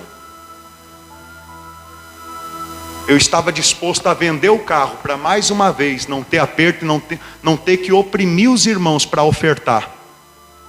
Quando o Espírito Santo me falou: não é opressão ofertar na obra de Deus. É uma grande oportunidade que Deus está dando para o povo construir tesouros no reino dos céus. Uma oportunidade, eles pegam se eles quiserem. Por que a oferta era colocada nos pés dos apóstolos? Porque Mamon não estava no coração e nem na cabeça deles. Estava debaixo dos seus pés. Aonde Mamon está na sua vida? Você vive para quê? Você vive para o dinheiro, para as riquezas, ou você vive para Deus? É a sua atitude que vai demonstrar isso depois dessa pregação, dia após dia, até o Senhor Jesus voltar. E se Ele não voltar na nossa geração, até a gente morrer. Quem entende isso? Uma coisa é fato. Eu busquei de Deus sabedoria para falar sobre finanças. Eu pedi a Ele: como o Senhor quer que eu faça a tua obra? Ele me deu sabedoria, me deu entendimento, me deu essa mensagem para conscientizar você que aquilo que você dá, você está dando para humilhar Mamon, para dizer a ele: na minha vida eu não te venero, na minha vida em primeiro lugar está o reino dos céus. Então, assim como eu fiz de manhã com o povo, eu vou fazer agora à noite. Hoje eu vou fazer um pouquinho diferente. Eu não vou fazer sempre assim, mas é só para você viver o primeiro amor, como era a igreja primitiva. Você que hoje trouxe uma oferta para ajudar no reino dos céus, você vai colocar aqui nos meus pés, que nem a igreja primitiva fez com os apóstolos. Você crê que eu represento os apóstolos pregando o reino dos céus aqui no Brasil? Você crê? Ou você ainda acha que eu estou aqui te enganando? que eu estou aqui para fazer a minha vida. Porque se eu quisesse fazer minha vida, eu já tinha ido para Uberlândia, para Camaquã, ia viver a minha vida do jeito que eu queria. Sabe por que eu estou aqui? Porque os primeiros vencedores que Deus quer formar nessa geração para entrar no reino dos céus é aqui em Santa Bárbara. É vocês. A obra precisa de você. Cadê o caderno? Está aí? Traz o caderno para mim. Eu tenho um caderno aqui onde os obreiros me ajudam a contar as ofertas e colocar cada entrada e cada saída. Não é nada bagunçado. As suas ofertas hoje, elas serão para completar pagamento de aluguéis, programa de TV, aluguel de Belo Horizonte, que eu vou estar juntando junto com as ofertas de lá, e os gastos de alimentação do mês passado, gasolina, que eu tenho colocado no cartão de crédito, por não querer mexer na oferta que já vai sendo juntado para pagar o boleto do cartão e também os aluguéis e os gastos. Hoje de manhã, nós recolhemos de oferta aqui na igreja. Deixa eu mostrar aqui para os irmãos. Foi os irmãos que contaram, né? Para você ver que não tem nenhuma tramóia, é clareza. Isso daqui você não vê em nenhuma outra igreja, R$1.482. Agora você vai doar novamente os irmãos, eles vão recolher e vão contar. Enquanto nós fazemos a oração final, eu vou expor para você o que entrou até aqui nesse mês e o que a gente tem para pagar, para a gente se conscientizar junto, que as nossas ofertas não estão sendo para enriquecer um império ou para enriquecer um homem, está sendo para que o reino dos céus seja pregado na face dessa terra. Você quer me ajudar a pregar o reino dos céus? Você quer? O que você ama mais, Mamon ou o reino dos céus? Ou Jesus? Então pega aquilo que representa Mamon nesse mundo, que é a sua oferta de amor, e coloca aqui nos meus pés, dizendo a Deus: Senhor, o meu coração está em Ti. Pode colocar aqui. Pode levar lá para dentro, tá bom?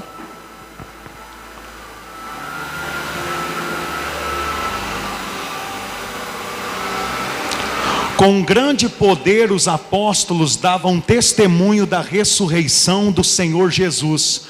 E em todos eles havia abundante graça, pois nenhum necessitado havia entre eles, porquanto os que possuíam terras ou casas, vendendo-as traziam os valores correspondentes e depositavam aos pés dos apóstolos. Então se distribuía a qualquer um à medida que alguém tinha o quê? Necessidade. Sabe o que vai ser feito dessas ofertas aqui? Você vai manter a porta da igreja aberta para que qualquer um venha se alimentar da palavra. Você vai ajudar a manter o programa de TV no ar para que as pessoas dentro de casa tenham acesso a essa palavra, essa doutrina que você tem tido. Podem recolher rapidinho e contar, por gentileza, colocar no livro e trazer, que aí nós vamos fazer a oração final e ir para casa abençoado. Pode vir, seu Claudinei, pode colocar dentro do coisa. Irmãos, olha aqui para o pastor, vamos vencer Mamon. Vença Mamon. Antes de se preocupar com seu umbigo, se preocupe com o reino dos céus. Não deixa esta porta, este candelabro ser removido aqui da cidade. Não deixa. Porque eu, diante de Deus, posso falar uma coisa para os irmãos? Eu estou vivendo um momento que ou vai ou racha. O trabalho que Deus está me dando, a obra que Ele está me dando para fazer, eu estou fazendo. Não é à toa que o cartão está R$4.500. Porque tudo que eu estou tendo que fazer para a obra, eu estou usando e estou fazendo na fé que Deus vai mandar o sustento. Você pode pegar a fatura do meu cartão. Você não vai ver lá, hotel fazenda, passeio para Disney. Você não vai ver lá 1 quilo de picanha. Você vai ver mesa de som, caixa de som, caixa de som, caixa de som, caixa de som, cadeira, combustível, mercado. É o que você vai ver no meu cartão. Ah, e tem uma coisa assim, que eu comprei em 10 vezes, uma bicicleta. Está vendo que eu estou magrinho? É porque eu tenho me exercitado, porque até nisso o Espírito Santo está me disciplinando. Eu não posso viver para glutonaria, porque até glutonaria é pecado e desagrada a Deus. A minha vida é para o desfrute do Senhor. Quando eu não vou pedalar com os irmãos, sabe o que eu faço? Pego um livro de estudo, coloco num aplicativo para ler, porque hoje em dia já tem aplicativo que lê o livro em PDF, e vou pedalar, estudando a palavra do Senhor. Porque mente vazia é oficina do diabo. Quem entende isso? Quem entendeu a pregação de hoje? Glória a Deus.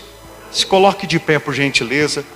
Dê uma linda salva de palmas. Glorifica bem forte o nome do Senhor Jesus. Glórias ao Senhor. Glórias a Deus. Por 2 vezes eu já quis vender o meu carro, 2 vezes. Porém, o Espírito Santo falou no meu coração. Olha o que o Espírito Santo falou no meu coração e julgue no seu. Porque eu sei que tem muita coisa que eu falo aqui que alguns ficam aborrecidos na carne, porque a carne aprendeu do jeito errado. Mas sabe por que não se viram e não vão embora? Não param de vir na igreja? Sabe por quê? Porque o Espírito Santo dentro testifica.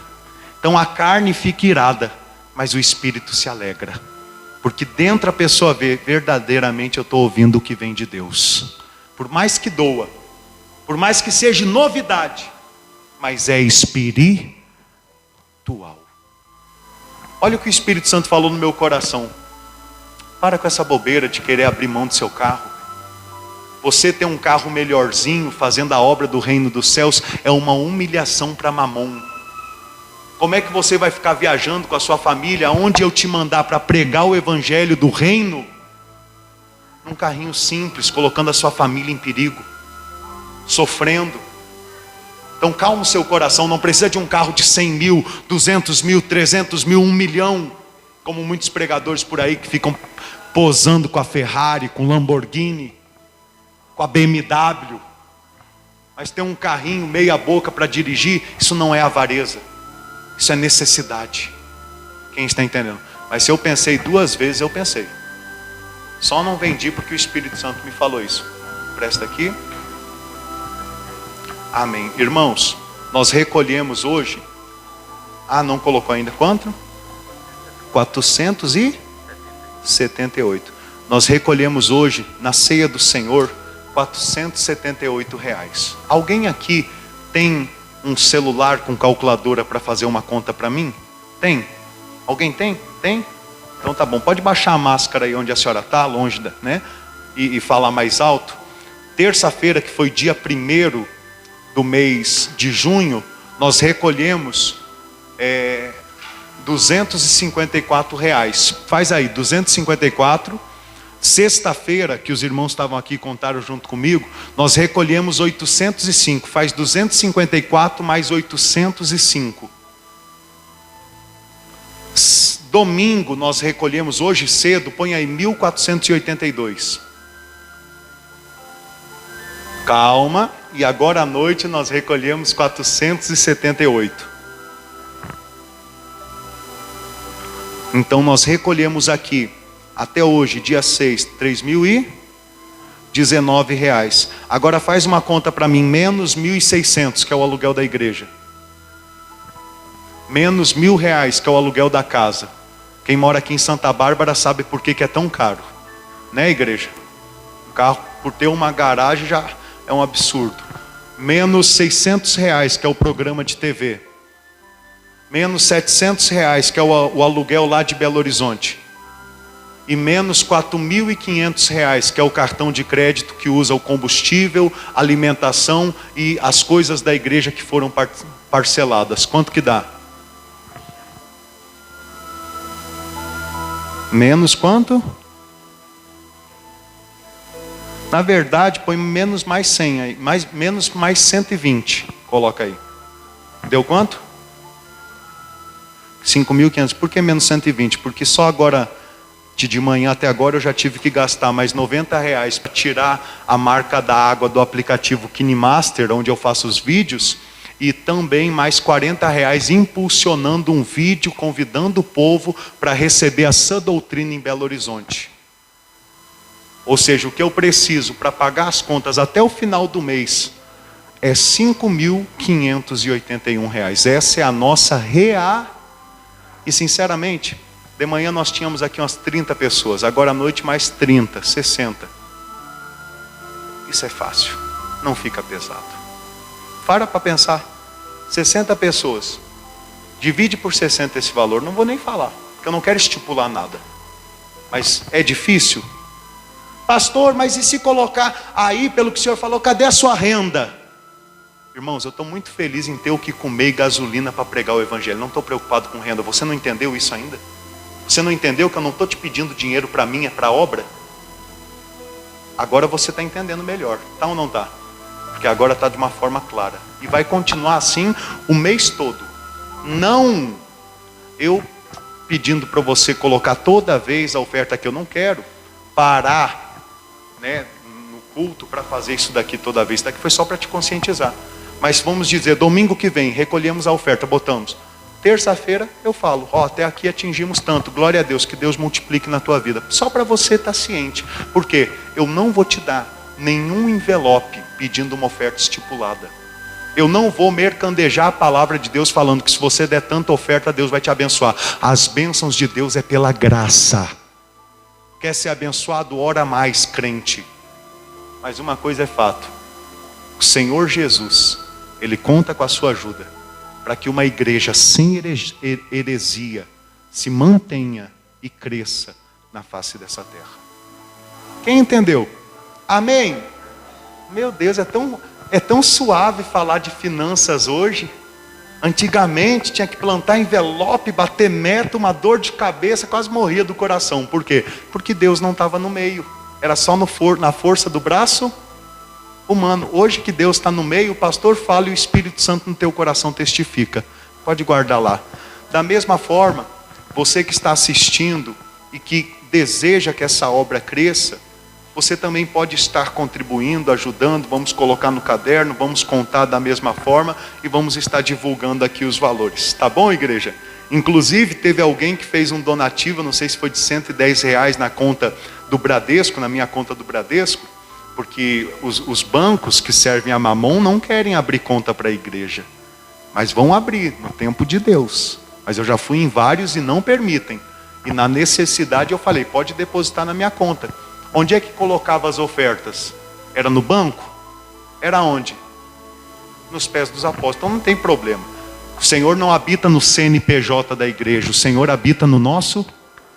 Aí R$110. Aí eu me lembrei, a conta do mês passado de luz ainda estava atrasada.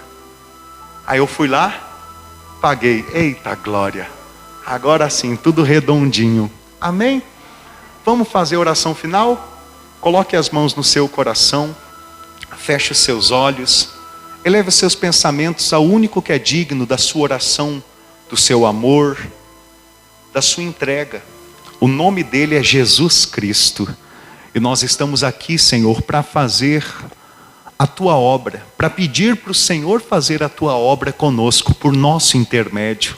Obrigado, Senhor, pelo teu amor. Obrigado, Pai, pela tua misericórdia. Obrigado pelo teu sustento. Obrigado, Senhor, por cada oferta alçada, com gratidão, que o teu povo apresentou hoje em tua casa.